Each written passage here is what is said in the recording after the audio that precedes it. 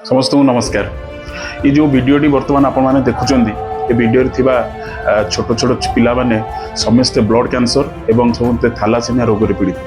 प्रति मासरे से रक्त दरकार, प्रति मासरे जदि रक्त न मिल जीवन विपद पड़ वर्तमान खरा दिन आगु को बहुत माने खरार प्रकोप बढ़ जहाँफल रक्तर बहुत अभाव देखा ए पिला माननकु रक्तर निहाती आवश्यकता अच्छी।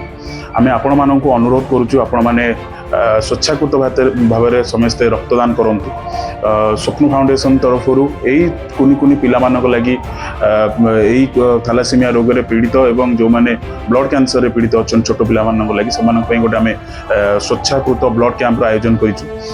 आसंता मार्च 23 तारिख रविवार चावलियागंजर श्रीक्षेत्र मंडप ठारे आम आपण मानक अनुरोध करूछु आपण माने ए रक्तदान कार्य सामिल हुंतु एवं रक्तदान करी ए कुनी कुनी पिला मानक जीवन रक्षा करंतु। आपण मानकर गोटे रक्त 3टी छोट छोट पिला मानक जीवन रक्षा करि परिबो एवं सर्व लास्ट रे आमे समस्त को पुणी थर अनुरोध करूछु स्वच्छाकृत भाव में ए रक्तदान कार्य सामिल हुंतु। Thank you.